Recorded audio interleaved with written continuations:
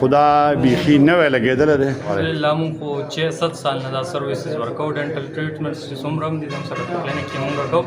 اوس چک تره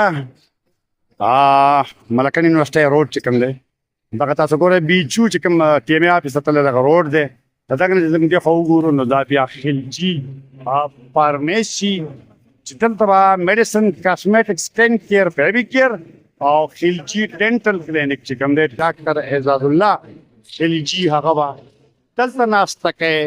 دلته به تاسو ته هر قسم سهولت وي.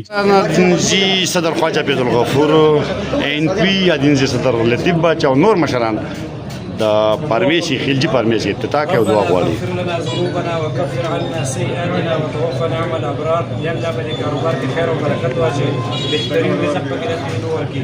او څومره کشران مشران چې دلته راغلي دي الله تعالی موږ له ښایسته بهترین او احسن رزق راکړي. او څومره زموږ مشران چې وفات شوي دي الله تعالی د هغوی مغفرت نصیب کړي. سبحان ربك رب العزة عما يصفون وسلام على المرسلين والحمد لله رب العالمين.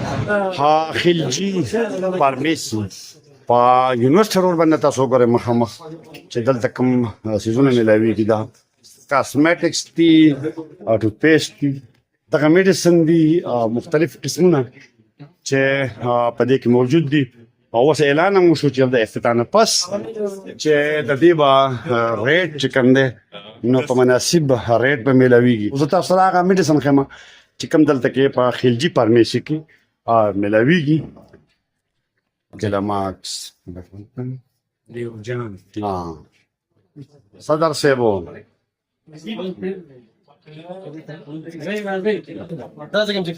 تکشا او دغه خو بیا هغه لکه پمپر او ټوتپیسټ او دغه قصې دي دغه مسلې دي بهر دغه خلک نسته د غاښونو سره تړلی د غاښونو سره تړلي چې کوم څیزونه دي نو هغه دې طرف ته موجود دي دغه دي او دغه شان دا بیا فی او ورسره چې کوم پمپرې دا څیزونه دي دغه تاسو وکتل چې په خلجي فارمیسي سنټر راموړه روډ باندې چکدرې سره چې کوم دی دلته موجود دی.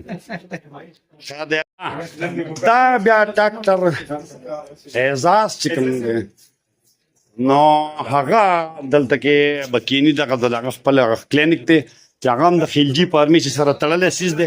په دې ټیم کې خواجه عبدالغفور صاحب اکبر خان او زموږ تره چې کوم دی علي باچا هغه د دې کتنه کې دغه بیډ چې په کوم باندې به غاښونه چې کوم دی پکېږي بیخي نوی دی او دا اکثر خلک چې کوم دی زاړه استعمالوي د هغې نه بیا مسلې جوړېږي. خدا بیخي نوی لګېدلی دی.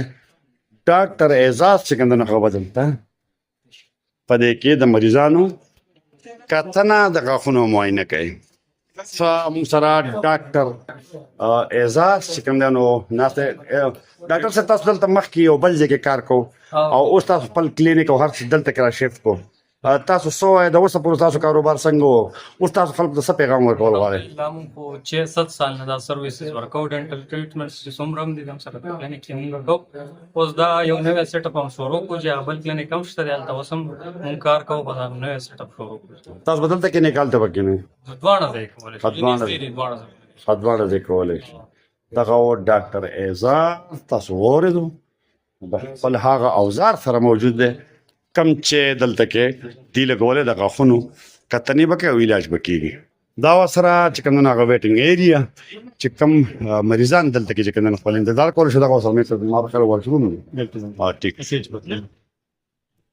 دا هغه پارټیسپینټ دی حصهدار د چاته چې وینا شوې ده لطیف باچا زموږ د عوامي نشر پاټی ادینزي چې کوم دی صدر دی او ورسره دغه شاته بیا تاسو نور ګورئ دغه کسان دغه ځای کې ناست دي دې ته چې کوم دی د چای سیسټم شوی ده ورسره زموږ د باډوان صدر راغلی دی او دغه شانتې هغه خلک هم تاسو ګورئ دی هم ناست دي هغه سایډ ته هم ناست دي جلیل خان هم ناست دی او دې طرف ته دغه ملګري هم چې کوم دی موجود دي دا راغلي دي د پروګرام ته د افتتاح د ورځ ته دې ته وینا شوې ده اوس دی لګیا دي چې سکي د دې دعا سره چې الله تعالی دې زموږ د وراره دا کاروبار دا کلینیک او د هر څه چې کوم د کامیابۍ سره مخ کي الله تعالی دې د کامران او خوشحاله ساتي د غون خاندان لپاره خدای پاک د خوشحالو او سوکالو سبب وګرځي.